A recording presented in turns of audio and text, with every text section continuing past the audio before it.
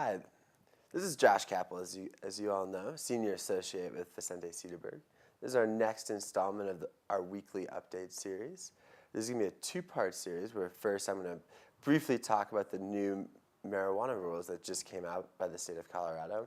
And then Christian's going to follow up with some key advice as we enter this holiday weekend. As you all know, the new medical marijuana rules recently came out. It hit the press on Monday. They actually came out on Thursday. And hopefully you should have received an email with those rules from us. Part of those rules, overall they're pretty thorough and they're pretty similar to the medical marijuana rules that are currently in place. We will be, these rules are just the emergency rules. They only apply to non-medical marijuana businesses.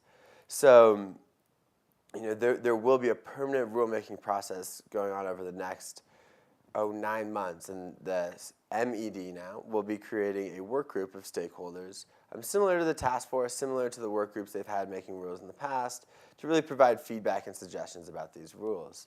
Here at Vicente Sederberg, we're still, in the process of, deeply analyzing these rules, and we will be, either having individual meetings with you or having a webinar or some sort of meeting, so each one of you knows our views on each and every one of these rules.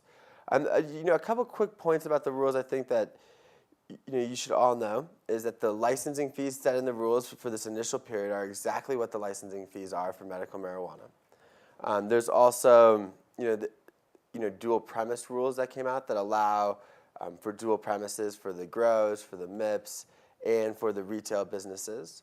It does require separate entryways, separate point of sale systems, really separate premises if the business decides to serve people under the age of 21. Also, a couple other key points is that they will allow medical marijuana employees to work at retail marijuana businesses, but not the other way around due to the stricter requirements for medical marijuana employees. The state has also appeared to incorporate more of a good moral character standard. It's yet to see if they will, apply the standard. But it does, define good moral character as a person who's fair, honest, and trustworthy. Those are some key points. Like I said, we'll be diving in a lot further into these regulations and providing each and every one of you a full analysis of them. And they're just, I will reiterate, they are just emergency regulations now that apply to non-medical marijuana businesses. And there'll be a permanent process over the next 9 months. Thanks. Hi everyone, it's Christian Sederberg. Happy 4th of July weekend. Hope you're having a good time. I just wanted to talk about a couple quick things that are going on. Josh did speak about some of the regulatory stuff. I'm going to avoid that for now because we'll have a lot more to come on that stuff. But I just wanted to briefly talk about some of the insights we've gotten from the Now Marijuana Enforcement Division recently.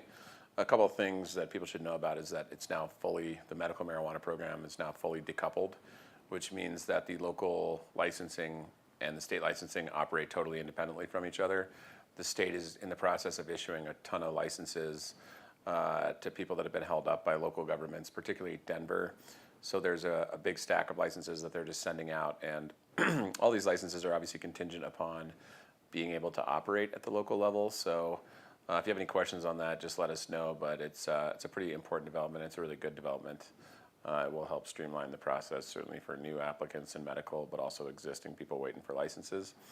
The other thing about the Enforcement Division is that as of July 1st, when they're officially now the Marijuana Enforcement Division, not Medical Marijuana Enforcement Division, they got a pretty big injection of cash, and they're in the process of hiring multiple new employees, including a number of new field investigators and also licensing folks to help process applications, which is another very positive development. We had John Seckman and Michelle basically working on everything on the licensing side, and now they've added a couple people, and every person they add just makes the process go that much smoother. So one of the insights that Louis Koski gave us when we were down there a few days ago about this addition of field investigators is that they are going to be out in the field doing a lot more surprise inspections, scheduled inspections, everything else.